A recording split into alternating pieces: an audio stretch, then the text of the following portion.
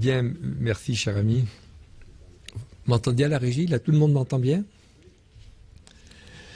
Bien, je suis content d'être là et en même temps, je suis un peu triste. Il est rare que l'on commence une conférence par une dédicace, mais dans le cas des présents, ça, je crois, ça s'imposait.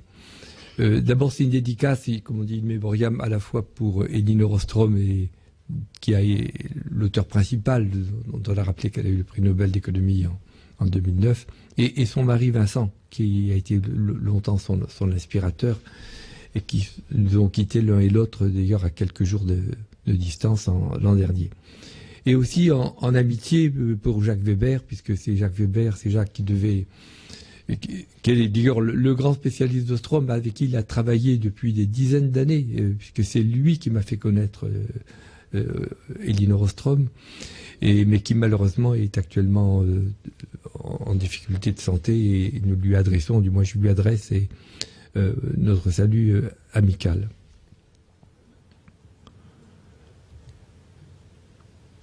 L'objectif de cette conférence, c'est de présenter quelques réflexions sur ces biens communs. C'est un terme que nous allons utiliser toute la soirée. Nous allons essayer de nous expliquer.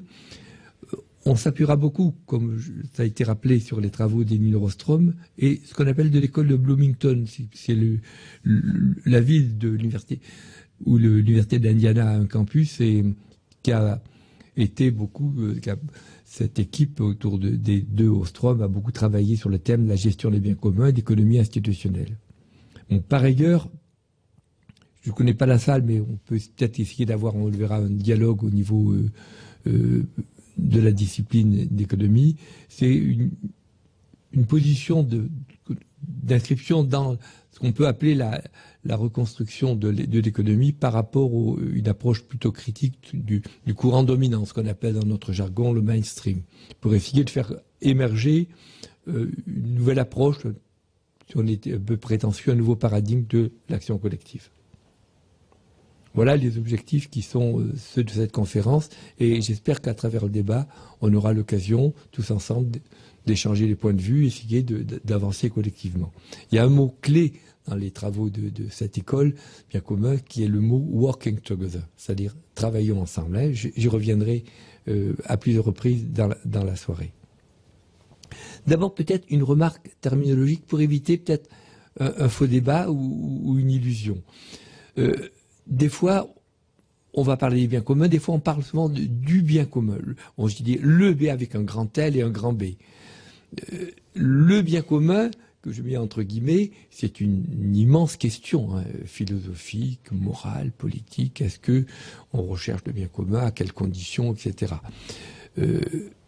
Je m'y intéresse comme tout citoyen, mais disons, je n'ai pas de travail particulier, j'essaye d'avoir une pratique, mais disons, ceci n'intéresse pratiquement que ma vie privée ou mes engagements dans la société.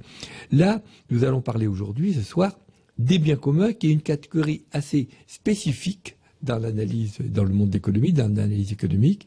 Et donc, je ne dis pas qu'il n'y a pas de relation. Nous allons voir, j'espère vous le montrer, que gérer les biens communs peut contribuer au bien commun avec un grand B, mais disons, il n'y a pas d'automaticité. Donc ce n'est pas une conférence philosophique, morale ou politique sur le bien commun. Il faudrait s'adresser à un autre conférencier. Et là, c'est plutôt une conférence plus pédagogique, technique, économique, opérationnelle, ou peut-être sur les biens communs. Ce qu'on appelle en anglais, du moins que les Ostrom ont appelé Common Pool Resource. Et on voit bien que le mot ressource est un mot qui se distingue. Ce n'est pas le bien, le mal, mais les objets, les services auxquels l'on peut utiliser en commun. Et c'est cette acception que nous prendrons tout au long de la soirée. Et je voudrais quand même préciser le terme pour qu'on n'ait pas d'ambiguïté. Comme source, donc, effectivement, nous partons en général maintenant, notamment les quelques Français qui travaillons avec d'ailleurs l'ami Jacques Weber et l'équipe du CIRAD sur les biens communs, des définitions données par Vincent Ostrom et Elinor Ostrom. Au départ, quelle était il existait une typologie en économie, sans vous faire un cours trop pédagogique, qui remonte à Samuelson des années 50, donc très très ancien, la différence entre les biens privés et les biens publics. Les biens privés, vous voyez, j'ai ma montre, c'est à moi, je la garde. Les biens publics, j'ai le soleil, c'est un bien public. Une distinction assez simple. En gros, le bien privé, il était, on pouvait l'utiliser que pour soi et si c'était pas l'autre. Donc la droit de propriété permettait de le montrer. Le bien public était à tout le monde, on pouvait y accéder sans problème. Les Ostrom ont quand même été un peu plus loin. Ils ont travaillé sur les deux critères.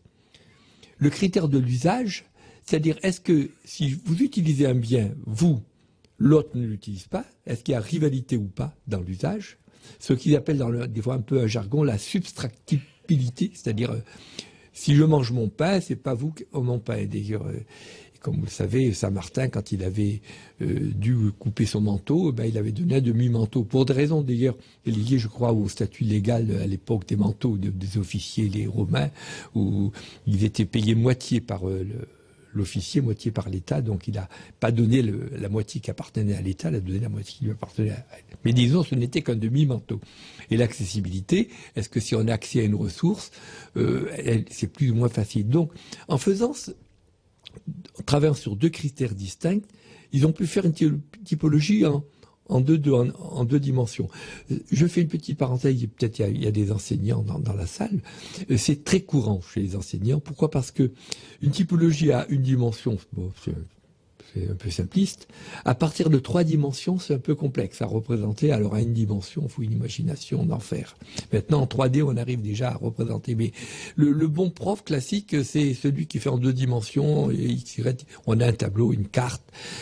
Et d'ailleurs, c'était Mintzberg disait c'est le niveau cognitif maximum, lui qui est au niveau des MBA, des Master of Business Administration, et des étudiants, et puis il disait aussi des clients, pour leur faire comprendre 2 dimensions, ça suffit. Donc on a une typologie à 4 dimensions, les biens privés, les biens publics, les biens clubs, je vais y venir, et les biens collectifs ou les biens communs, et voilà le tableau qui représente assez, je crois facilement, la typologie selon les Ostrom.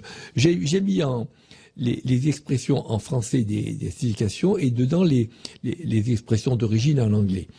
Si vous avez par exemple, on va rapidement les parcourir.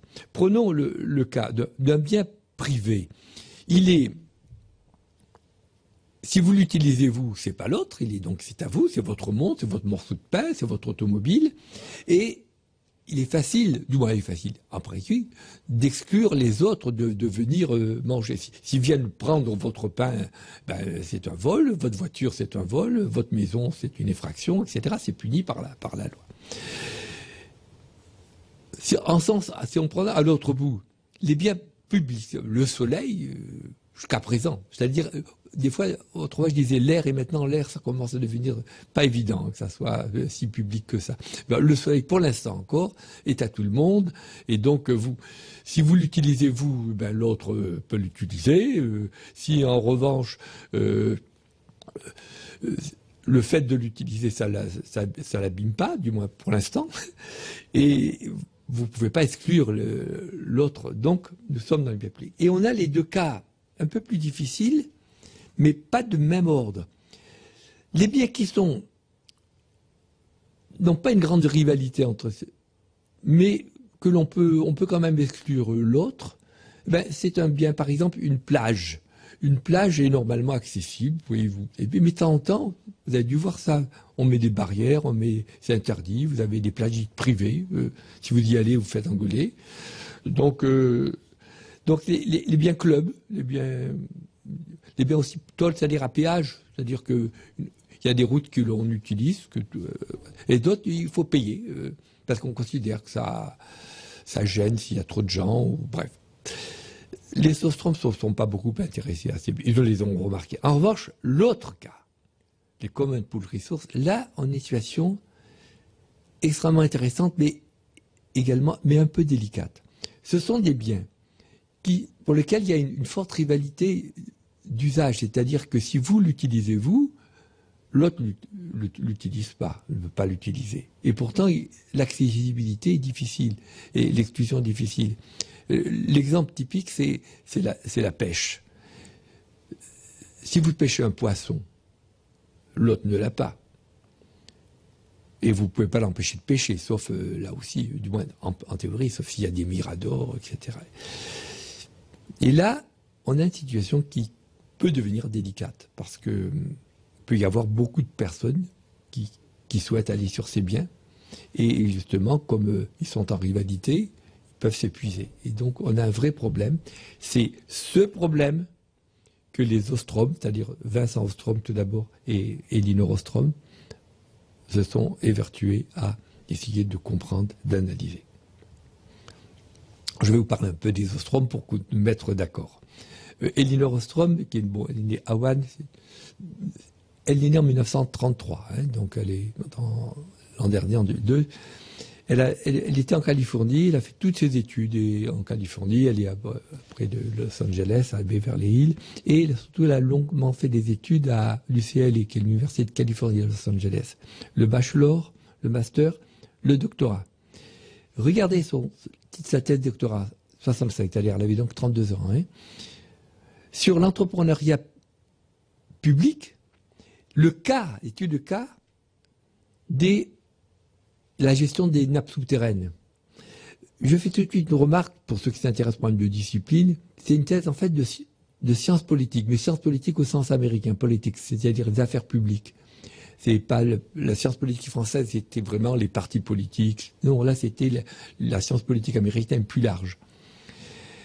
Et elle a fait, vous voyez, à partir d'abord dans sa région, et à partir d'une étude de cas, elle a regardé avec des gars un petit peu on peut dire l'appui déjà de Vincent Ostrom, qui est un peu plus âgé, on va le voir, elle a étudié une étude de cas, comment les nappes souterraines étaient épuisées. Parce que ces nappes souterraines, c'est bien un cas déjà de common pool ressources.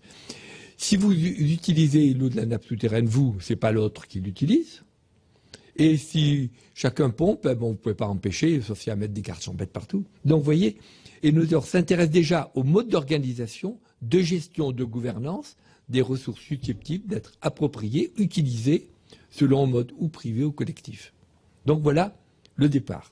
Alors on peut dire, mais pourquoi elle s'est intéressée à ça? C'est là l'influence de Vincent Ostrom, pas connu, qui lui était plus âgé. Vous voyez, elle était née en 33, lui il est né en 19, ils ont 14 ans, et quand elle était, disons, encore étudiante en master, début de doctorat, il était déjà, pas professeur, mais disons, il était déjà dans l'encadrement. Donc, je dis à mes collègues enseignants que il faut encourager les jeunes étudiantes, mais on ne peut les épouser que uniquement si elles sont des futurs prix Nobel. Donc ça restreint déjà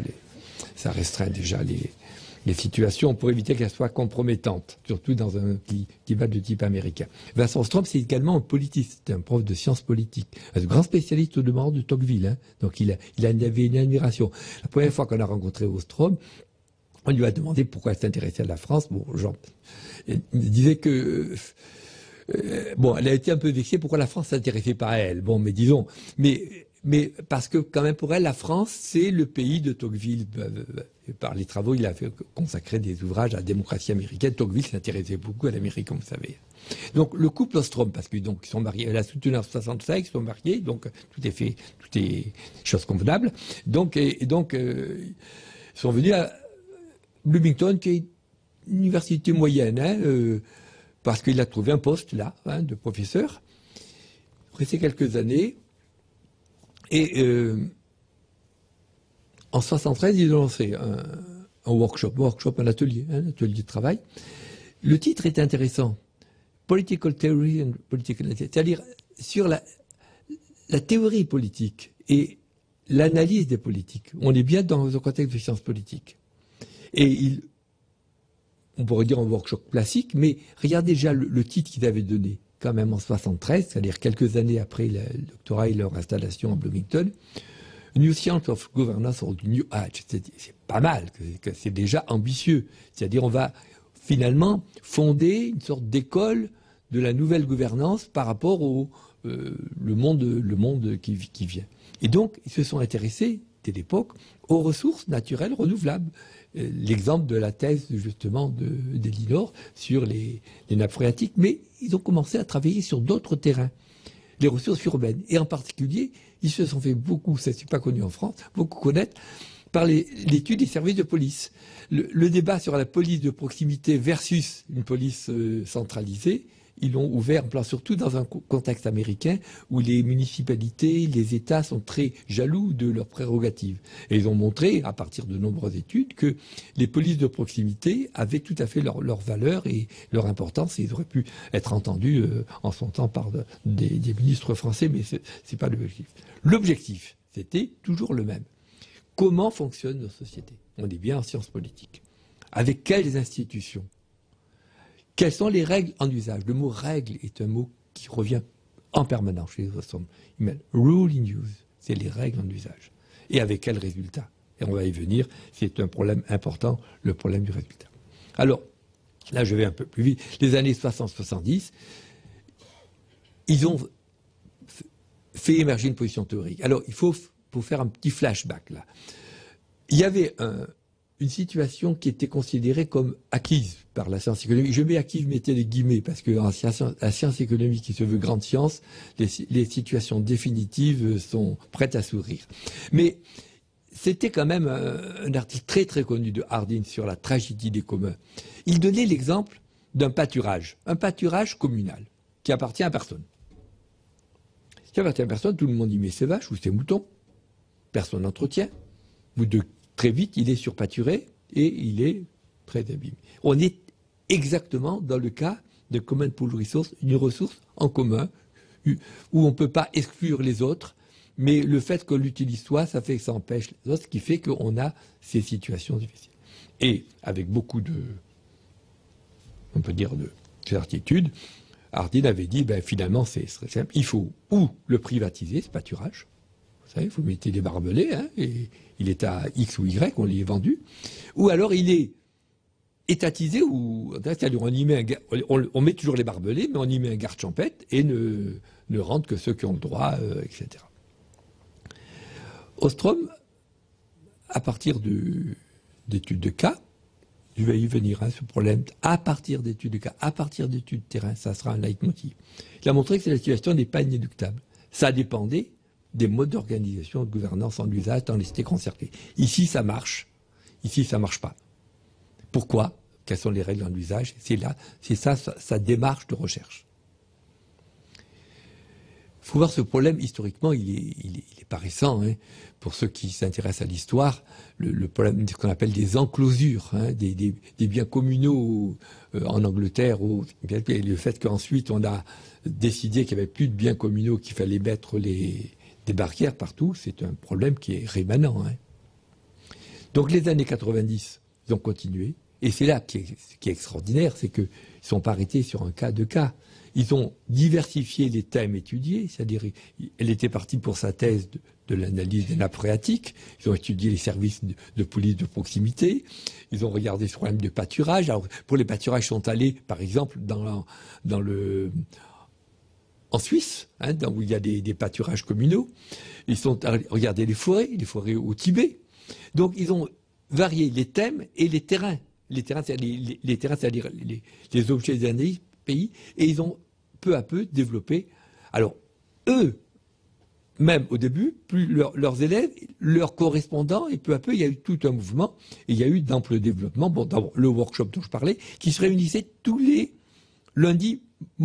En France, c'est-à-dire une rupture hebdomadaire, ça avait le lundi, bon, sauf qu'à midi, en général, on ne fait pas en France dans les universités des séminaires, non. À midi, on mange. En Amérique, à midi, on prenait un sandwich et ils écoutaient le séminaire. Il y avait une société savante, à Public Choice Society. Ils ont créé un centre sur l'étude de la diversité internationale, parce que il y avait peu à peu dans différents pays des situations assez différentes en Arizona. Et ils ont créé, en 90, vous voyez, une société savante internationale pour l'étude des biens communs. Au début, c'était property, mais de manière générale, des biens communs. Et donc, il y a eu considérablement de références. Parler des quelques travaux que j'ai faits, je veux dire, c'est peanuts à côté des travaux des Ostrom. Alors les années 2010, ça a été la consécration, c'est-à-dire que les travaux ont été reconnus au plan, non seulement aux USA, au plan international, une série de doctorats honoris causa.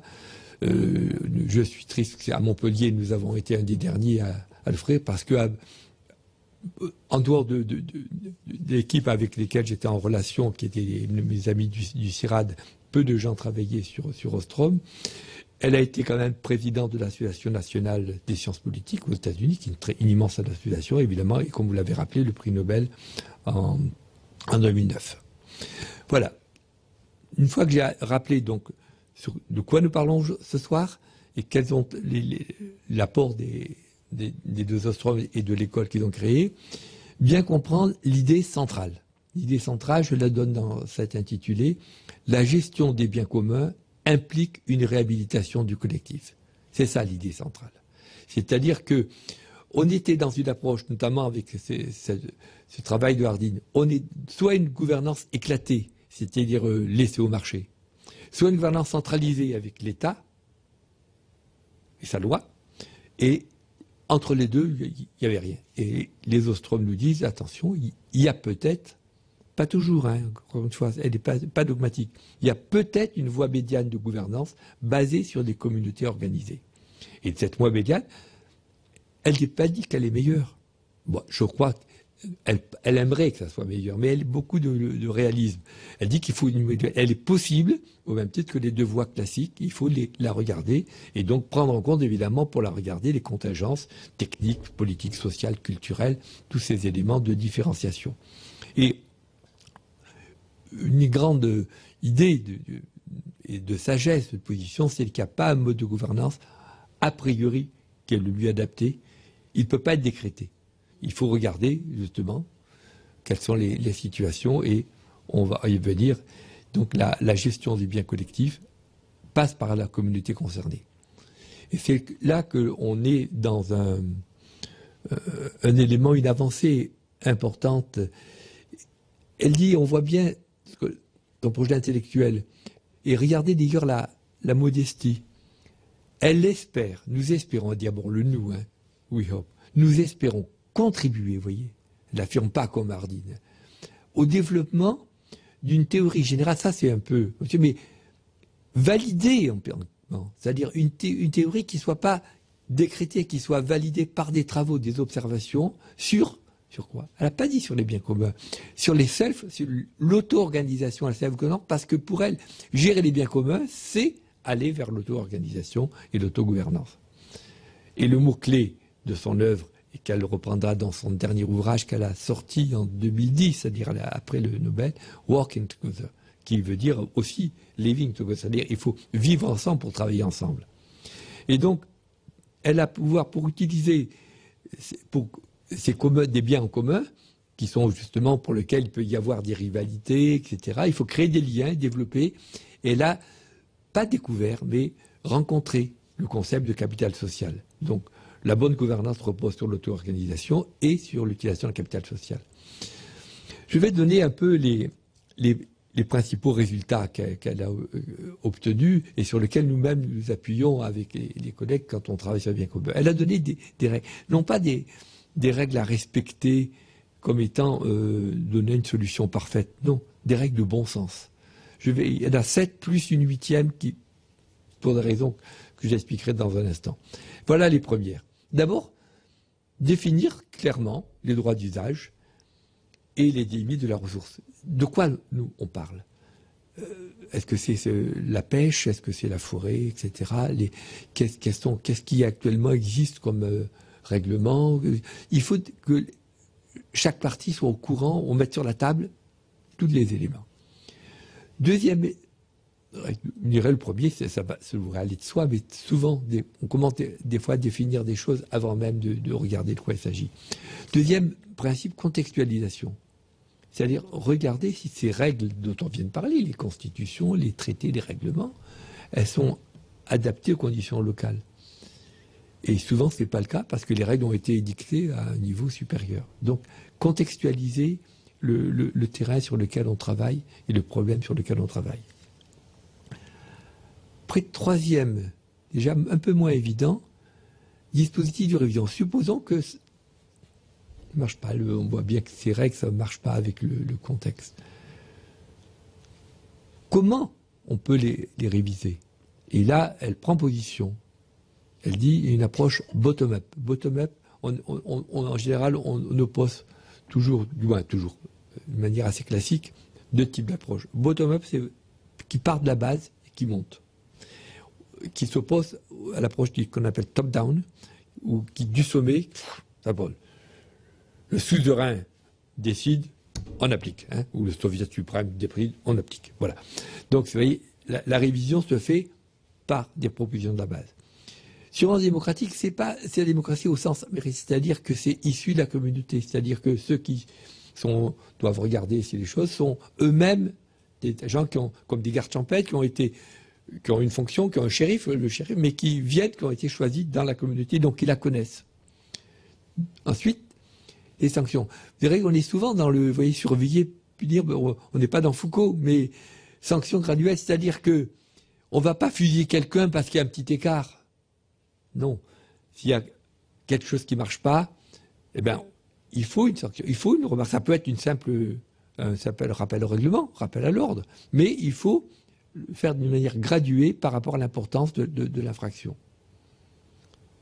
Sixième, on est toujours, vous voyez bien qu'à l'énumération de toutes ces conditions, on voit bien qu'elle-même, elle sait que ce n'est pas évident de gérer en commun une ressource commune, hein, qu'il y a souvent des frictions. Il n'y a pas de la béatitude de l'innocence, puisqu'il y a beaucoup de ces principes, c'est autour quand ça ne marche pas, comment on fait, etc., comment on révise, comment on sanctionne. Résolution de conflits, voilà, mais si quelqu'un n'est pas d'accord, est-ce qu'il faut faire comment on fait? Est-ce que c'est clair, la procédure? Est-ce que c'est rapide? Est-ce qu'il faut, par exemple, aller faire à la Cour de cassation et faire ou faire un appel au Conseil d'État? Je veux dire, on est perdu. Et combien ça coûte? Il faut prendre un avocat. Donc, quels sont les mécanismes pour que ça soit quelque chose qui fonctionne bien? Septième, et c'est le dernier de cette panoplie classique, principe de subsidiarité. On en parle souvent, ce principe, mais on l'applique peu. C'est-à-dire, il ne faut pas faire un échelon supérieur ce qui peut être fait à un échelon inférieur. Et ça, c'est tellement contraire à une tradition française où tout remonte à l'État. Donc, et reconnaître par les niveaux supérieurs de ce qui se fait au niveau inférieur, de dire comment vous faites comme ça, c'est pas bien. Non. Si vous faites comme ça, si ça marche, eh bien, tant mieux. C'était ça le principe. Elle a ensuite ajouté un huitième, elle, du moins avec son équipe, hein, sur un concept qui était déjà cher à Vincent Strom. Quand il y a plusieurs niveaux, comment ils s'imbriquent entre eux? Elle a introduit un concept que l'on va discuter de polycentricité, c'est-à-dire que, prenons par exemple ces services de police dont on parlait, la police de proximité, elle est extrêmement intéressante. Mais s'il y a un gros braquage de banque ou une prise d'otage, il faut faire appel au GIGN. Donc, comment s'imbrique un niveau local et un niveau national, et comment ça peut être lié? C'est ce problème qui n'est pas parfaitement résolu par personne, mais dont les Ostrom étaient très conscients qu'il était difficile. Autre élément clé de l'analyse sur les biens communs, ce concept de capital social. Ce n'est pas un concept qui nous est étranger en France, puisque un des premiers, ou même semble-t-il, pour moi je pense le premier qui en ait parlé, c'est Bourdieu, par une petite note, hein, pour ceux qui l'ont lu, c'est de quelques pages, il s'est rendu compte que finalement il y avait en plus des valeurs des personnes, elles véhiculaient les relations c'est pas de classe sociale à la marque, c'est de parenté, de fait d'être des anciennes polytechniques ou de l'ENAP. Je dis ça par hasard, ou de tel grand corps. En France, c'est pas trop les communautés, mais plutôt le capital social travaille à travers les élites de la République. Aux États-Unis, ça a été repris. Bon, je ne vais pas vous faire un trop conceptuel par Coleman et Putnam. 90-2000. J'ai donné ces dates pour montrer que quand même, on est dans un cas, ce qui explique d'ailleurs la popularité des French scientists aux États-Unis. Les sciences sociales françaises sont relativement bien vues aux États-Unis, dans les départements justement où les concepts qui ont été travaillés par des philosophes, des sociologues français ont apporté quelque chose au débat. Vous voyez, Bourdieu, c'est 10 ans avant Coleman, 20 ans avant Putnam. Et Ostrom, Et là, elle dit qu'elle nous regrettait, elle parle bien allemand, parle bien évidemment, mais elle ne parle pas français et elle nous dit regretter de ne pas parler français. Elle a connu, vous voyez, 94-2003, je vais donner quelques références, à partir des travaux américains et qui s'appuyaient eux-mêmes sur... Et donc, c'est le problème des relations entre l'individuel et le collectif, comment les personnes, par leur... Des fois, ça peut être par leur religion, parce que les communautés religieuses sont importantes, mais par leur... des communautés ethniques aussi, etc., mais ou par les réseaux d'anciens élèves, arrivent entre eux à apporter des y compris d'ailleurs, elle s'en est rendu compte, il peut y avoir du capital social négatif. Hein. Les réseaux mafieux, c'est du capital social, hein, mais pas forcément pour la bonne chose. Et donc, elle approfondit ces concepts, et le social capital, elle le distingue du human capital, qui est le capital humain, bien connu aussi dans l'analyse économique, où on regarde simplement la formation des gens et leurs valeurs. Et l'actualité de ce concept capital social, je vais vous dire dans un instant l'actualité générale de ces travaux sur les biens communs, c'est que dans le monde actuel, nous sommes dans un monde en mutation, avec des logiques sociales et environnementales qui sont plus collectives qu'elles étaient auparavant. Et dans nos organisations, sont de plus en plus complexes, et elles demandent du travail collaboratif des gens et des intelligences collectives. Et il y a d'autres formes d'organisation. L'aspect uniquement en relation à l'actionnaire propriétaire est une chose. Le développement, ce qu'on appelle les parties prenantes, les stakeholders, c'est une autre. Et donc, il faut aller au-delà des logiques individuelles. Chacun doit s'approprier les dimensions collectives, collaboratives, sociétales. Donc, vous voyez bien, ce concept capital social est un enrichissement par rapport aux individualismes méthodologiques qui étaient au cœur. J'en viens peu à peu aux éléments de synthèse. Il faut bien comprendre que les thèmes dont on vient rapidement, trop rapidement, mais le débat permettra de les approfondir, de parler ensemble, ne sont pas déconnectés. L'approche par les biens communs, les common pool resources, ça renvoie à la problématique de l'auto-organisation. Pour les ostromes et avec eux, pour ceux qui travaillent, on ne parle pas des biens communs en général. Dès qu'on dit le mot bien commun, bien collectif, c'est comment on les utilise, comment on les vit. Donc, quel mode d'organisation? Est-ce que c'est entre le marché et l'État? Quels modes d'organisation peuvent être efficaces? Et comment ça peut être connecté? Eh bien, justement, le capital social donne cet élément de lien. Il utilise le mot qui, en France, est un petit peu péjoratif, clu, qui veut dire colle, en fait. Hein. Qu'est-ce qui fait de pouvoir coller l'individuel au collectif? Eh c'est ce capital social qui permet justement de gérer les biens communs. Alors, maintenant, dans cette dernière partie de la conférence, avant le débat, je vais esquisser un petit peu l'actualité. Déjà, je commençais en parlant du capital social, mais disons, sur les biens communs, ces problématiques. Ça a pris un tour considérable. Alors qu'au départ, rappelez-vous, on était parti des histoires de pâturage dans les montagnes suisses ou des forêts au Népal. Et beaucoup de gens disaient, les gentils Ostrom s'occupent des choses du passé. Maintenant, nous sommes sur une série de problèmes extrêmement contemporains.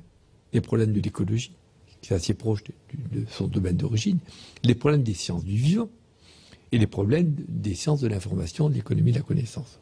Je vais simplement les esquisser pour lancer le débat. Sur l'écologie, c'est clair que les biens communs, ce qu'on appelle les biens communs mondiaux, l'eau, la terre, les surfaces, c'est un vrai problème. On l'utilise, on le voit bien avec les discussions sur le gaz de schiste. C'est tout le problème qu'on appelle des externalités négatives qui peuvent être associées à une opération, des inquiétudes. Nous sommes actuellement sur on le dit, c'est un leitmotiv depuis Paul Valéry, mais là c'est extrêmement net à travers les débats sur l'énergie. Nous sommes dans une planète finie où on va chercher de plus en plus loin les ressources qui restent. Et ces ressources, on est bien dans une common pool resource. C'est-à-dire que si vous l'utilisez vous, c'est pas l'autre qui l'utilise. C'est celui qui prend le pétrole ici, et l'autre ne l'a pas. Donc, je disais, l'heure de l'échec de Copenhague, il y a eu d'autres échecs depuis, mais j'avais noté cet échec de Copenhague parce qu'il se trouve que en 2009, quand elle a eu son prix Nobel, elle l'a reçu à Stockholm, puisque le prix Nobel, ça avait d'économie, et on met des fois les guillemets, hein, c'est pas un des Nobel classiques, puisque la Fondation Nobel donne des prix Nobel pour les disciplines que le monsieur Nobel physique, chimie, c'est-à-dire les médecines, etc. Sauf les maths, pour des raisons d'ordre privé. Je crois que, pour ceux qui savent, sont au courant, Nobel en voulait un matheux particulier, qui était une de ses connaissances, et plutôt une connaissance de son épouse. Et donc, il y a des prix Nobel pour les disciplines, ce qu'on appelle sciences dures, et pas pour les sciences humaines et sociales. Et l'économie a voulu faire créer par la Banque c'est en fait le prix de la Banque de Suède, en l'honneur à la mémoire de Nobel, un prix dit en l'honneur de Nobel, qu'on appelle Nobel d'économie. J'y reviendrai parce qu'on est dans un débat, pour ceux qui s'intéressent, de type épistémologique, de la prétention de la science économique de se vouloir une science un peu comme une physique sociale, une science pure, une science fondamentale, et d'où son excès de mathématisation. Donc, donc les prix Nobel sont usuellement donnés à Oslo, mais celui d'économie est donné à Stockholm, à la Banque suédoise. Et en même temps, il y avait des discussions sur le sommet disons un sommet mondial sur les biens publics mondiaux, sur la nature. Et l'année, à quelques semaines près, où elle a eu le Nobel d'économie à Stockholm, il y avait l'échec de Copenhague, et depuis, il y a eu d'autres échecs, et il y a périodiquement des réunions mondiales sur l'effet de serre, sur le pic énergétique, sur les problèmes atomiques, avec toujours des échecs pour des raisons dont nous allons parler dans un instant, qui montrent que les conditions d'action collective dont parle et que recommande Elinor Ostrom ne sont pas en pratique assurées dans toutes les situations. Alors, elle a beaucoup travaillé avec une équipe pour laquelle on est très proche. On a publié sur les social ecological systems, écosystèmes, c'est-à-dire les écosystèmes où il y a l'homme, une société en interaction avec la nature. Un de nos amis d'équipe avec qui on travaille beaucoup, qui est d'ailleurs actuellement en France, en année sabbatique, il était déjà au Collège de France, et là il est à Paris 3, qui est brésilien d'origine, de Brasilia, a travaillé sur la forêt amazonienne et comment justement les populations arrivent à gérer en commun un écosystème. Sur les sciences du vivant, là, je suis loin d'être spécialiste, et donc il y a peut-être dans la salle des personnes qui pourront alimenter le débat.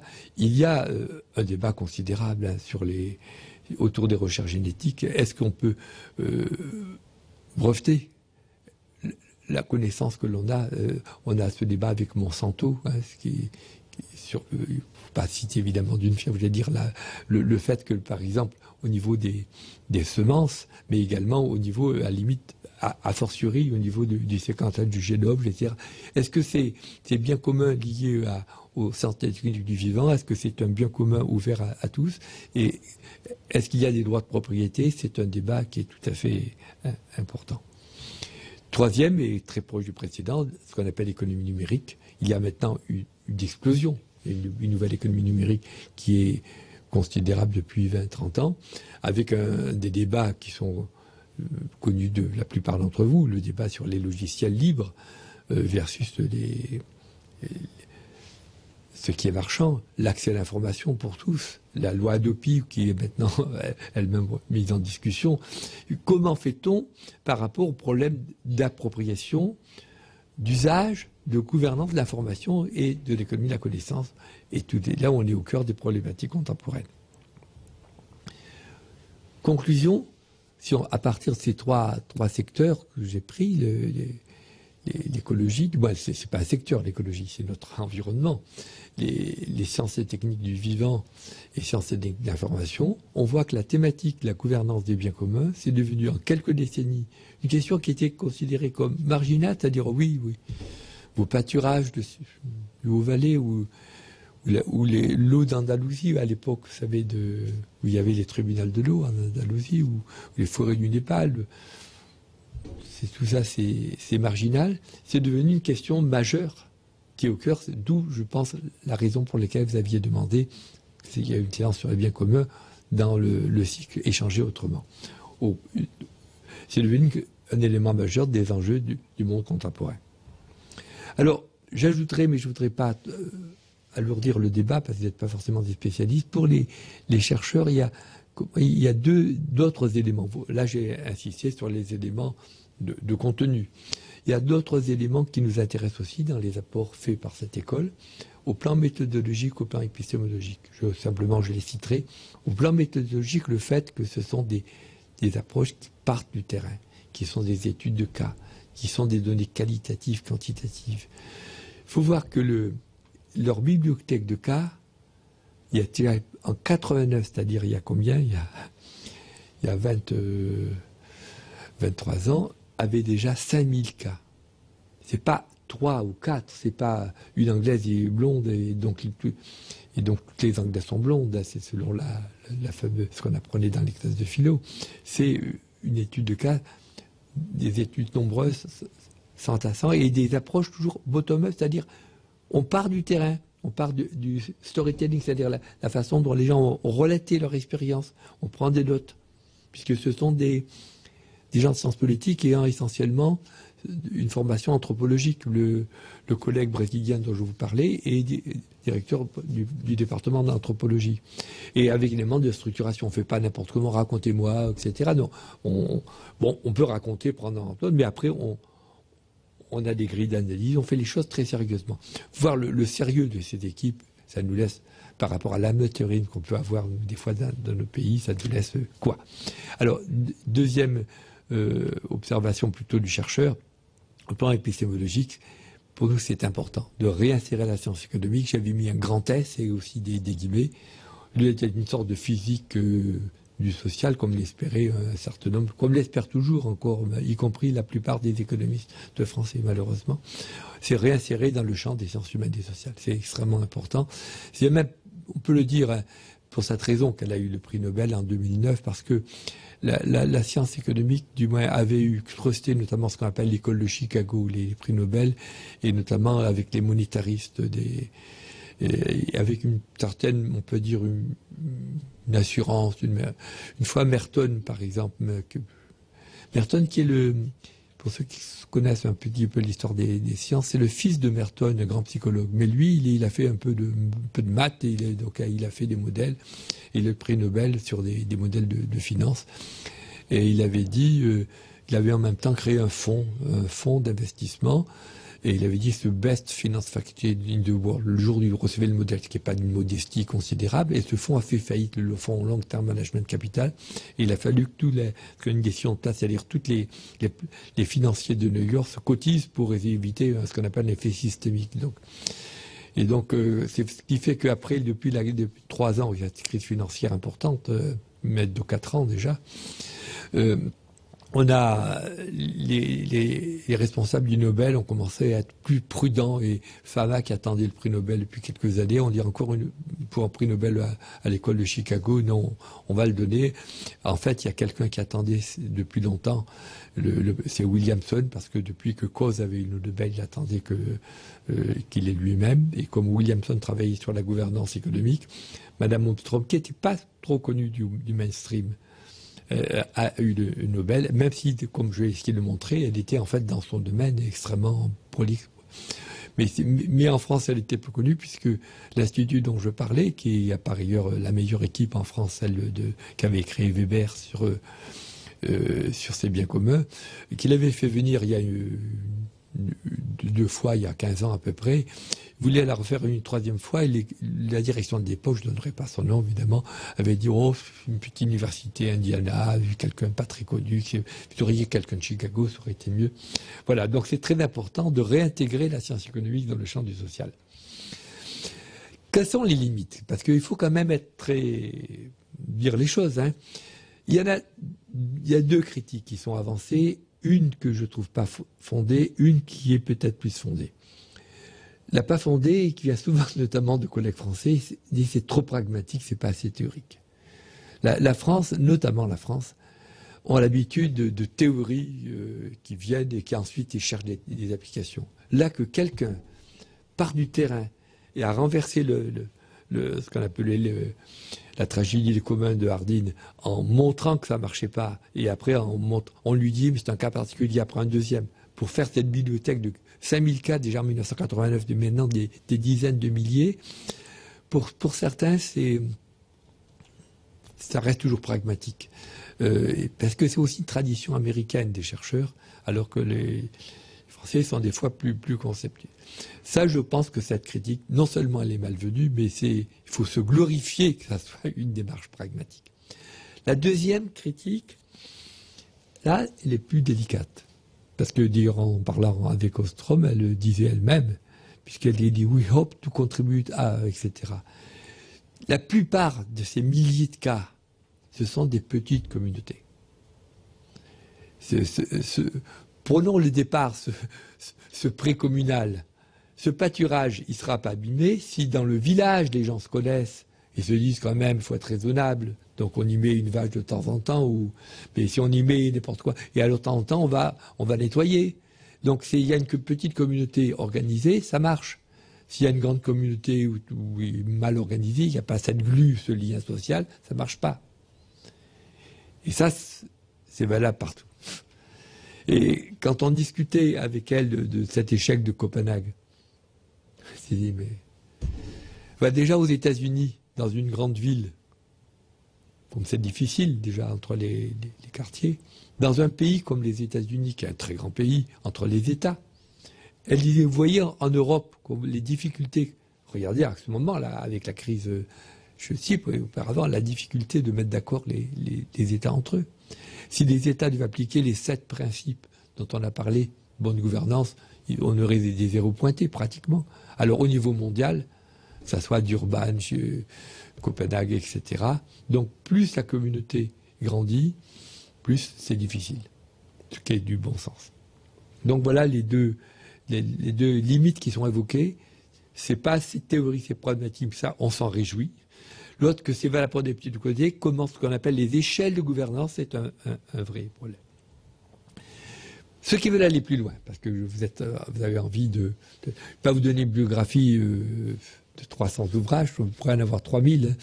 J'en ai donné 2, mais qui montrent bien la différence, et les dates sont importantes. Celui de 90, c'est celui qui a le plus fait connaître Ostrom dans le monde entier, parce qu'il y avait ses travaux, mais qui étaient des articles ici ou là. Voilà, la gouvernance des biens communs, évolution des institutions, et pour l'action collective. Tous les mots ont un sens, vous voyez bien. Traduction française, 2010. C'est-à-dire après le Nobel. Une fois que le Nobel a eu, là, que la France est quand même, on n'a pas un seul bouquin, elle avait 30-40 bouquins aux États-Unis. Donc, quel est le plus connu? Un éditeur a fait italien.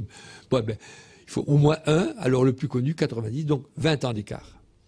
Alors, nous avons, du moins nous, nos amis, là, de Jacques Weber et les gens du CIRAD, on était malheureux parce qu'elle nous avait donné, en droit de libre de publication, parce qu'il faut des droits d'édition, un ouvrage qui n'était pas encore paru en 2000, et qui est paru en 2010 en même temps, sur Working Together, c'est-à-dire travaillons ensemble, l'action collective, les biens communs et les approches multiples.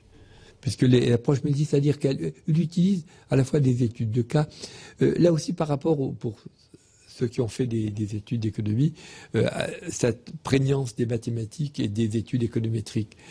Elle n'est pas contre, elle a fait des fois des jeux, la théorie des jeux. C'était même un collègue de Montpellier qui allait à Bloomington, où ce qui est faire ce qu'on appelle les jeux, les multi-agents, pour montrer la discussion. Mais donc, en 2010, on avait la possibilité de sortir en français l'ouvrage qui n'était pas encore paru aux États-Unis. Il serait paru en 2010 en même temps. Eh bien non, on n'a pas trouvé un éditeur. Un éditeur que je ne donnerai pas son nom, bien connu, s'intéresse pourtant aux... moi, je me dis, moi, je ne connais pas. Donc c'est l'éditeur belge qui a sorti l'ouvrage, mais lui, il a sorti celui de 90. Vous voyez un peu le retard, ces 20 ans s'exprime bien. Pour aller aussi plus loin, puisqu'on est maintenant à Internet, on parlait d'information, je vais donner quelques sites, pas des centaines, mais d'abord celui de l'association pour l'étude des biens communs. Il y a ESSE, qui comprend donc des centaines de chercheurs dans le monde, hein, actuellement, qui est dirigé par une jeune femme du Mexique. Il y a en France un blog. Nous avons un petit groupe, c'est Frédéric Sultan, je ne sais pas s'il est dans la salle, mais qui organise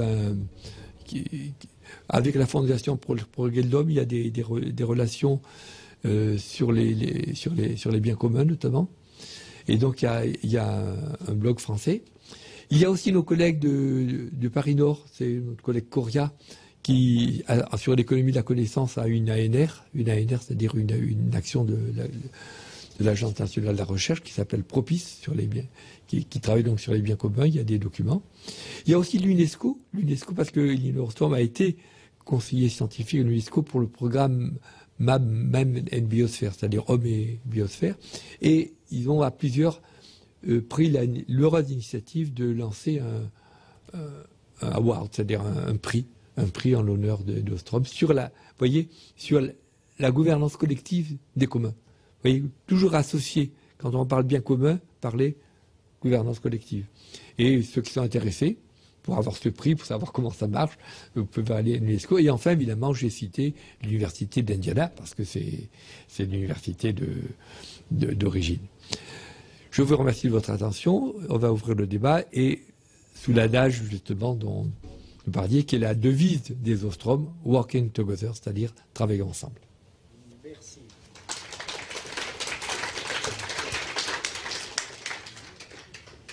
Merci, M. Roland Pérez. Y a-t-il des questions dans la salle? Oui.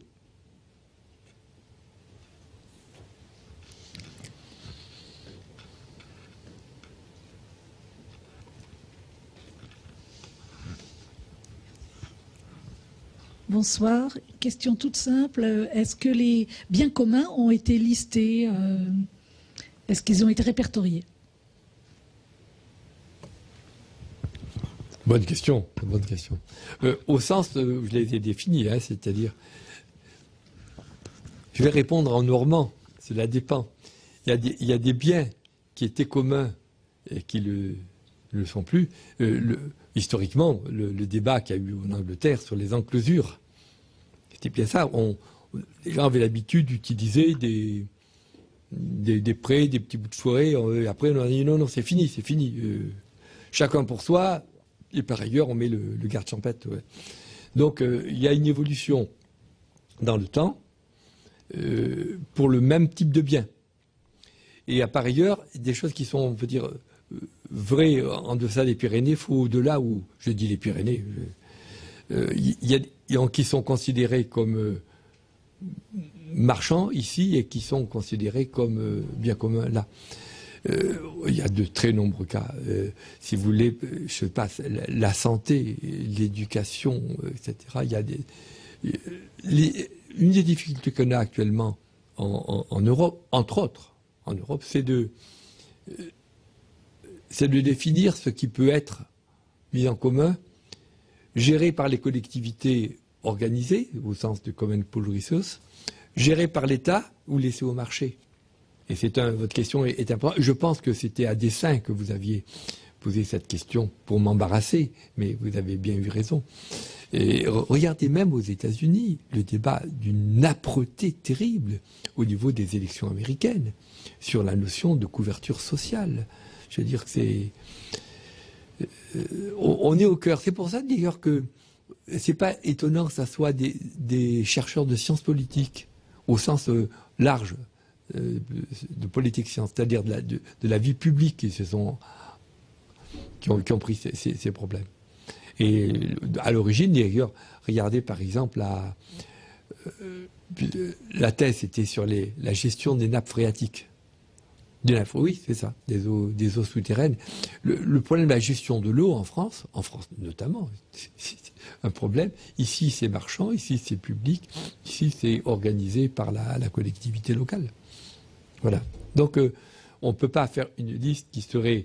On pourrait la faire, mais elle varierait dans le temps et dans l'espace. D'où l'intérêt, d'ailleurs, du sujet, et le fait que maintenant, il y a de nouveaux biens communs. Et ce qui est très intéressant, c'est que dans les nouveaux biens communs, il y a des risques de nouvelles enclosures. mes amis du mouvement sur les biens numériques, il y a un mouvement en France qui s'appelle VECAM, hein, qui travaille sur les biens numériques. Il y a Le Crodier, il y a Valérie Peugeot, il y a Sultan, etc. Eux travaillent justement pour les logiciels libres.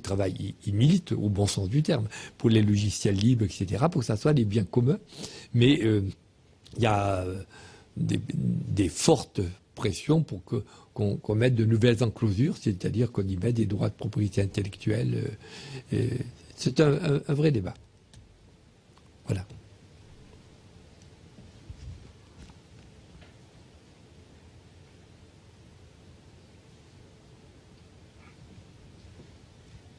Je vous en prie.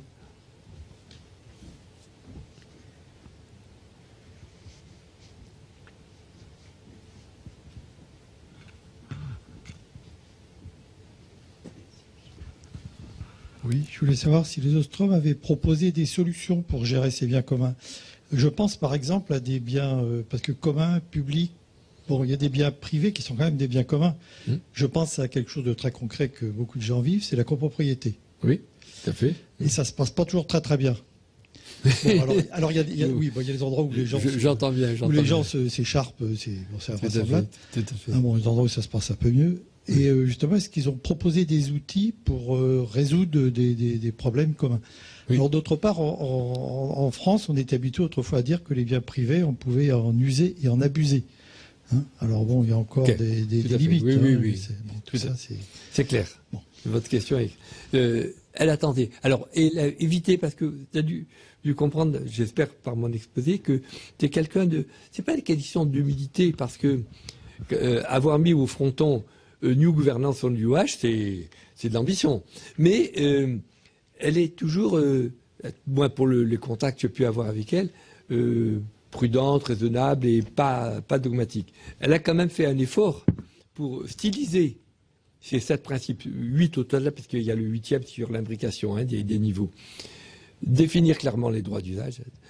Prenons par exemple, allez, votre copropriété. Hein, je vous vois très bien, puisqu'on connaît ces situations, je sais pas, de la cour, des éléments communs. Définition clairement des droits d'usage des limites. Bon, de quoi l'on parle, hein. Contextualisation. Ici, ce type de copropriété, c'est comme ça. Ailleurs, c'est ailleurs, parce qu'on a d'autres usages. Il y a des pays où on a... Il faut faire très attention quand on met les différents types de poubelles. Il y a même un pays, je connais, il y a 7 poubelles différentes parce que chacun poubelles de catégorie. Hein. Dispositif de révision. S'il faut changer le règlement de copropriété, qui peut en avoir le droit de le faire? Assurance démocratique, qui est un conseil syndical issu de la copropriété. Vous voyez, j'essaye, vous me donnez. On n'a pas préparé ensemble, hein, rassurez-vous. On essaie de voir si les principes d'Ostrom s'appliquent à un problème concret. Hein. Sanction graduelle, voilà. Quelqu'un qui a mis... Est-ce que d'avoir mis son linge à sécher à la fenêtre alors qu'il ne faut pas le faire, on fait une petite réprimande. Celui qui déverse, je ne sais pas quoi, ces trucs dans l'escalier, comme on a pu le voir dans un pays où on jetait dans la cage d'escalier c'est pas la même chose. Hein. D'accord? On peut être même exclu.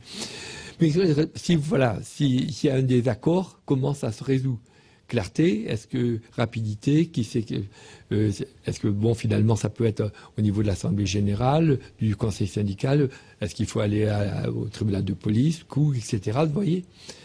Subsidiarité, si la propriété, d'accord, je veux dire que bon, ben ça regarde personne d'autre, et donc au-dessus, bon, il y a le polycentricité, il peut y avoir des règlements qui sont eux-mêmes étagés. Hein.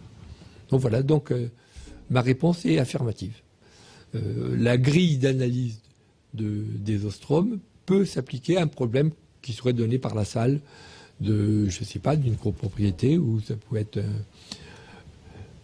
un autre. Si vous en voulez en donner un autre exemple, on va voir si ça s'applique. C'est un jeu sur lequel je suis ouvert, puisque je bride derrière la typologie d'Ostrom.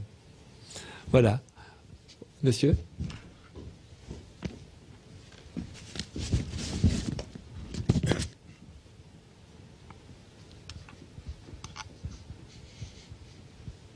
Merci. Oui, nous avons parlé il y a un instant du système de copropriété, et ça me fait penser à une chose. Il y a il y a quelque chose... Voilà. Dans une copropriété, lorsqu'une décision est prise, il y a un vote. Mais ça n'est pas un vote. C'est un vote qui est...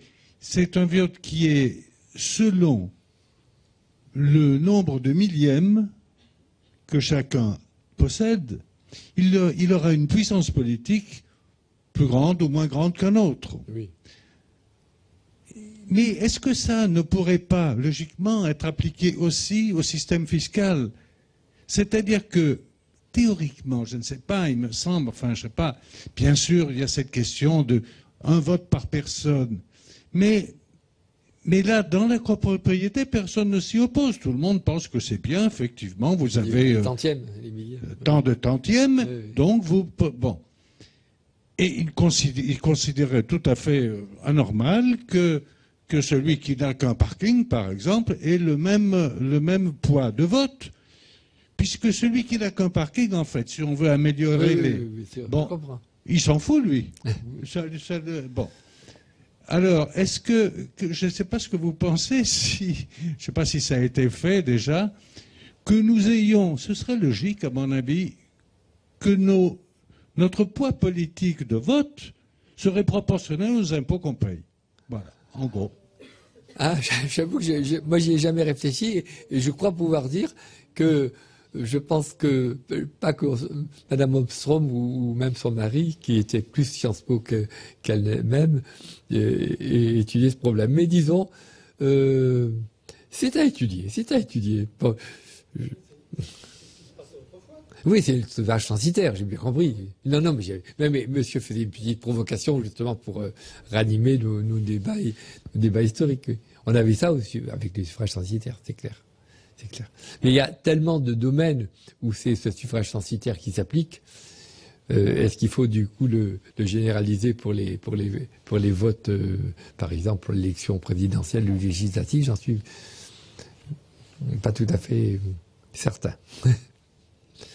Voilà.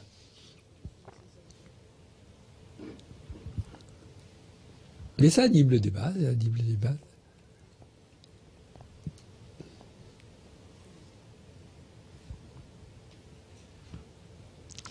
Bonsoir. Vous l'avez dit vous-même à la fin, après avoir listé un certain nombre de règles, on les a sous les yeux d'ailleurs, en particulier le 7e et le 8e, les relations entre l'individuel et le collectif, le travail collaboratif, mais entre combien de sujets? Donc l'inconvénient dont vous avez parlé à la fin, il est absolument monumental. Absolument monumental. C'est pas un petit inconvénient. Tout est problème d'échelle. Tout à fait. Tout est problème d'échelle. Et comment est-ce que les Ostrom, enfin Madame Ostrom en particulier, comment est-ce qu'ils peuvent se sortir de cette utopie géniale? Parce que c'est dommage de dire ça, mais c'est une utopie géniale. Déjà dans les années 70, on faisait de l'autogestion. Vous vous en souvenez? Oui, donc c'est une idée qui n'est pas neuve, l'autogestion. Et cette gouvernance impossible à partir d'un certain niveau de collectif, si je puis dire, enfin je m'exprime mal, mais vous voyez ce que je veux dire. Parfaitement, oui. Comment est-ce qu'ils ont pu essayer de résoudre ce problème, qui est absolument monumental, car tous les inconvénients dont vous avez cités, enfin que ce soit Copenhague ou les autres, effectivement, on ne risque pas d'arriver à un résultat. C'est pratiquement impossible, puisque les intérêts sont très divergents. Enfin, très divergents, non, mais ils sont divergents. Ils sont en tout cas très différents pour les pays en voie de développement, enfin les pays émergents, comme on dit aujourd'hui.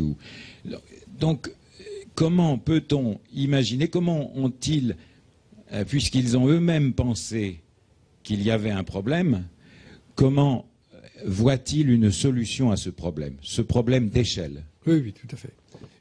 Bon, la question, vous l'avez compris, est tout à fait centrale. Hein. C'est-à-dire que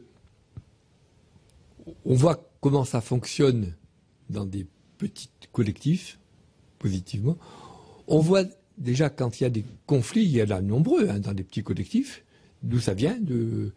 Ça peut être ce qu'on appelle les phénomènes de passagers clandestins, des free riders, c'est-à-dire des gens qui qui utilisent l'avantage du bien commun, mais qui font pas leur part de boulot. Mais ça, on le voit bien lorsqu'il faut, par exemple, aller dans une famille, faire le ménage. Je dis ça pour les mamans qui sont dans la salle. C'est de plus en plus difficile dès l'instant, comme vous le rappelez, où l'échelle augmente. Donc, ce que l'on peut dire, et je crois que vous l'avez parfaitement compris, les Ostromes eux-mêmes ne sont pas des gens totalement béotiens et en pensant que tout le monde il est beau, tout le monde est gentil. Non, non, ils montrent une direction. Et ils disent que c'est vers cette direction, en appliquant notamment ces différents principes-là, que l'on peut essayer d'aller plus loin et d'avoir des communautés de plus en plus grandes, de plus en plus impliquées. Regardez par exemple, l'un des travaux fondateurs qu'ils ont fait était sur la police, je vous l'ai dit. Hein. Et ils ont essayé de montrer, je pense avec beaucoup de trucs, de réussite au plan intellectuel, parce qu'ils ont fait des études comparées, puisqu'en matière de police, au moins on a, des fois on en abuse, des indicateurs de réussite. C'est le nombre d'alliés élucidés, etc. Et donc, comment la police de proximité pouvait se compléter avec une police fédérale de l'État ou une police fédérale de l'ensemble des États-Unis, selon le type d'affaires à régler, selon le type de problème. Donc, c'est pas rien déjà la police. Je veux dire, c'est pas ma tasse de thé particulière, hein, mais disons, c'est quand même un élément important d'une société. Du point de vue de la gestion des écosystèmes, c'est un problème un peu difficile parce que en matière d'écosystème, il existe, sans rentrer dans un débat trop théorique, le problème des externalités négatives qui peuvent être supportées par certains profitent de l'écosystème et les inconvénients, par exemple, l'exemple classique que l'on prend parce que c'est en même temps c'est une belle image historique, c'est l'histoire des abeilles. Sans remonter aux abeilles d'Aristophane, je veux dire que les abeilles ont une fonction essentielle qu'on appelle une externalité positive de permettre par la pollinisation là d'être un élément important de l'agriculture. Or, pourtant, l'agriculture, pour des raisons de rendement, ont utilisé des engrais, des éléments qui ont pu être... C'est pas encore tout à fait démontré, mais c'est parce qu'il y a actuellement une perte considérable de la population d'abeilles pour des raisons qui sont pas encore mystérieuses, mais où les causes sont encore multiprobablement. Hein. Mais disons, les insecticides utilisés auraient leur part de responsabilité. Vous voyez que je suis prudent. On a ce paradoxe que l'abeille qui a apporté des éléments positifs à l'agriculture, elle est mal récompensée, si j'ose dire, mettez les guillemets, en recevant, elle, cette fois-ci, ces éléments négatifs. Donc, comment gérer dans une communauté où il y a des apiculteurs, des agriculteurs, les bonnes relations, c'est pas évident. Là, on a la théorie économique nous apprend certaines choses, ce qu'on appelle le théorème de cause. Cause est en fait à considérer qu'ils n'ont qu'à discuter entre eux et avoir un prix finalement de dédommagement, qui permet finalement une sorte de raisonnement où on intériorise par le marché les problèmes. Mais ça devient difficile dès qu'on passe sur des grandes communautés. Et donc là, on est, et je crois que vous l'avez bien fait sentir, devant deux utopies. Je dis bien deux utopies. Plus grandes que celle d'Ostrom. Je vais essayer de le démontrer en une minute. L'utopie de dire le marché va tout régler. Ça devient un dieu marché. On laissons, etc. De toute façon, il n'y aura plus, les prix vont monter, ça va disparaître. Le marché autorégulateur. Et là, il y a une position de doctrine, et même quasiment de religion, je ne voudrais pas mélanger les genres, je veux dire de croyance dans un... la position théorique, elle est basée sur le fait qu'on compte dire que le marché recueille toute, c'est ça l'école de Chicago, recueille toute l'information, donc synthétisant toute information, eh ben, la loi du marché est la seule bonne. L'autre utopie, c'est l'impérator. L'impérator, c'est-à-dire il y a au-dessus, il y a l'empereur ou le soviet suprême ou le sauveur suprême. C'est lui, parce qu'il se rapproche de Dieu ou alors où il a une relation, je sais pas quoi. Et donc c'est lui qui a. Ce que nous disent les Ostromes, je dis les Ostromes parce que l'un comme l'autre avait la même position, c'est plutôt la. Parce que Vincent Ostrom se méfiait beaucoup de l'État. Il appelait, selon l'expression de Hobbes, le Léviathan, c'est-à-dire et d'ailleurs, l'une des réticences qu'ils avaient, on parle très librement entre nous, vous répétez pas, hein, tout ça, l'une des réticences qu'ils avaient sur la France était qu'ils n'arrivaient pas à comprendre ce poids de l'État en France, où le moins de problèmes, on remonte à l'État. On aime ou n'aime pas le gouvernement actuel, ça vraiment, c'est pas mon sujet. Mais tout remonte au gouvernement, l'actuel ou le précédent, tout remonte à l'État en France. Quand il y a un problème, même s'il pleut, il pleut pas, etc. Et donc, c'était un peu excellent. Alors, ce que nous disent les Ostromes, et Elinor Ostrom nous l'a dit expressément, il y a peut-être une utopie à essayer de voir les 7 conditions, voire 8, hein, parce qu'il y a les niveaux de gouvernance, elle y était très sensible. C'est 8 conditions.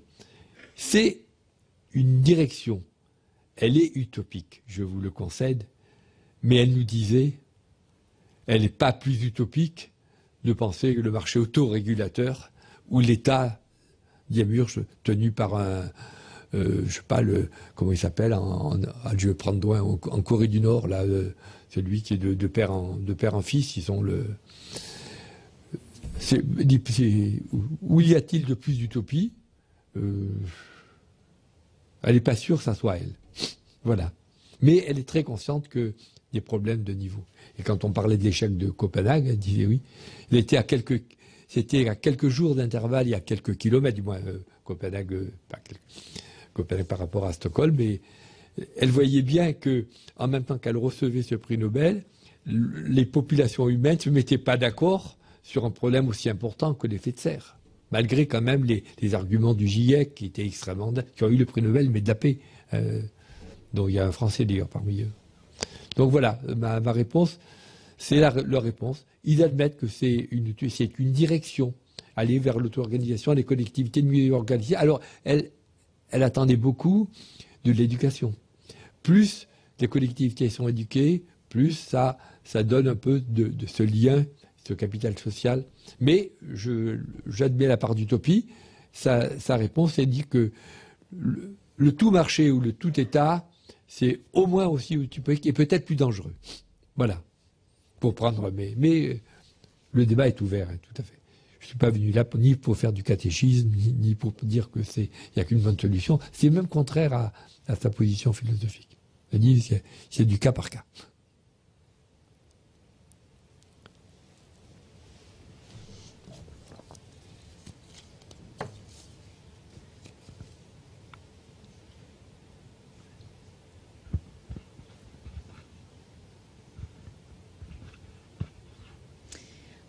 Je pensais quand même qu'il y a des exemples positifs dans l'actualité qui permettent... Alors, vous avez vous-même cité les logiciels libres. Oui. On a quand même des exemples de travail collaboratif large à l'échelle internationale qui sont maintenant permises par les nouvelles technologies de l'information et comprennent des choses comme... Alors, certes, c'est dans des domaines très étroits. Hein, ça peut être dans un domaine scientifique. À l'heure actuelle, à l'échelle mondiale, on a des travaux de recherche collaborative oui. Qui dépassent très largement ce qui se faisait même dans les années 90. Et ça, c'est permis par ça. Si on prend Wikipédia aussi, on a un oui. exemple d'accroissement et de diffusion de la connaissance sur un mode de travail collaboratif international qui est autogéré, je dirais, parce que, bon, il y a des modérateurs quand même, oui, quelquefois oui, nécessaires, mais globalement, c'est des modérateurs qui sont issus de ce corpus, en fait, que ce soit dans le logiciel libre, dans Wikipédia. Moi, je pense qu'il y a beaucoup de de choses comme ça Oui, tout à fait. qui peuvent émerger à travers ces outils qui permettent en fait la création d'un corpus social virtuel. Oui, tout à fait. Non, mais d'effacer là, je suis tout à fait. Moi, j'ai des collègues qui travaillent plus là-dessus, notamment, je vous dis cette annaire de mon collègue Coria à Paris-Nord, là, qui termine. Et il y aura bientôt, pour ceux qui sont intéressés, le 25-26 avril, c'est-à-dire dans un mois, sur Paris, le séminaire de clôture de cette ANR. Tout le mouvement VCAB sur les logiciels libres. L'économie numérique bouleverse considérablement. Parce que il faudrait reprendre tout l'exposé, mais on est dans l'économie numérique, sur l'immatériel, le fait que du coup, l'accessibilité, elle est immense. On le voit bien. Comment? Donc, les deux limites pourront parler des trois modèles tout à l'heure. La limite du tout marché, on le voit, puisqu'il y a la loi d'OPI, ça ne pouvait pas marcher, etc., parce qu'on peut diffuser, télécharger. Et la lutte du tout État, regardez les difficultés qu'ont les régimes totalitaires pour contrôler la diffusion par Internet. Et on a, mais d'année en année, par exemple, la plus récente initiative qui a été prise, des grandes universités américaines, même pas Bloomington, c'est-à-dire Harvard, le MIT, Stanford, ont décidé de mettre en ligne gratuitement leurs meilleurs cours. Je peux vous dire que par rapport à, je ne parlerai pas de Montpellier, parce que par définition, c'est Perpignan, le centre du monde pour Dali. Mais disons par rapport à telle université dont je ne donnerai ni le nom ni le truc, que tel professeur lambda qui verra son cours, professeur X dans l'université Y pour le cours Z, donc on soit d'accord, qui verra le même cours du MIT ou Harvard, pas lui, mais tous les étudiants le verront, il aura intérêt à préparer un peu son cours. Et ça sera gratuit. Alors qu'avant, c'était impensable. Impensable. Et là, on a par exemple eu ce débat déjà sur les bibliothèques. Les bibliothèques, les revues étaient hors de prix. C'est la bibliothèque d'Harvard qui s'est lancée dans la numérisation. Alors, il y a les risques. Il y a par exemple, effectivement, Google fait des trucs et après, on voit qu'on a des liens privilégiés. Donc, le risque de nouvelles enclosures, les risques du marchand et le risque de l'État ou totalitaire sont toujours là. Toujours là. Mais cette voie médiane, elle a ses chances, elle a ses obstacles. Vous avez parfaitement raison, elle a ses limites, mais il faut la tenter là où l'on peut. Voilà, en gros, la position d'Ostrom, qui est aussi la mienne. Je crois au marché, mais pas au tout marché. Je crois à l'État, je suis un fonctionnaire, mais pas à tout l'État. Et je crois plus qu'avant, grâce à Ostrom, au rôle des communautés organisées. Les familles, les quartiers. Nous, on a par exemple dans notre quartier, il y a une association de quartier, on la voyait, j'étais gentil, on dit ça devait être des vieilles dames, ça. Là. Et ils nous ont demandé ils organisaient simplement des expositions temporaires. Et il y avait un cheminement, et donc notre maison était sur le chemin, donc on l'a ouvert. On a vu des gens très sympathiques venir, venir regarder les trucs, ils partaient. Et c'est le début d'une organisation. Donc, loin de moi de penser que c'est la solution parfaite. Par exemple, la France, pour son économie, a besoin d'avoir un État fort parce que il y a des grands projets, que ça soit, je ne parle même pas du CEA, de la SNCF, il a fallu en France cette tradition colbertiste et napoléonienne qui a permis de faire ces grands projets. D'autres où on a vraiment besoin que de PME qui se débrouillent sur leur marché, et d'autres on a besoin de services de gestion de collectifs, de services de proximité, etc. Et maintenant, comme vous le dites à l'instant, Internet permet de démultiplier ce que l'on pouvait faire avant. Moi, j'ai monté des opérations avec des collègues américains, etc., grâce à Internet, que j'aurais jamais pu monter avant, jamais. Notamment faire venir Ostrom pendant une semaine, etc.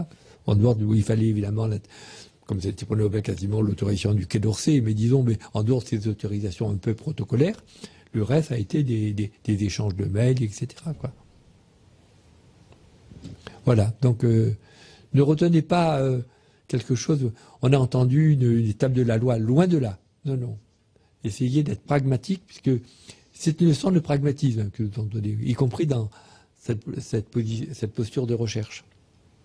Et de temps en temps, effectivement, regardez qu'est-ce qui les bonnes solutions ne sont pas forcément des solutions qu'a priori on décide qu'elles le soient.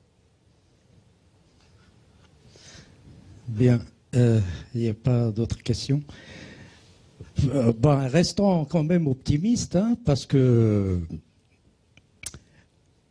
peut-être c'est un travail de longue haleine et qu'il faudra encore travailler pour que le local s'organise autrement et influence peut-être le global, ne serait-ce que par exemple pour les énergies renouvelables, qui va permettre la production et l'exploitation en local. Donc ça peut déstructurer EDF, GDF ou bien les réseaux de distribution d'électricité. On ne sait jamais. Peut-être à moyen terme ou à long terme, cette notion ou bien les principes de conception d'une bonne gouvernance des biens communs à l'échelle locale vont être un levier ou un lobby pour agir jusqu'au niveau global. Espérons.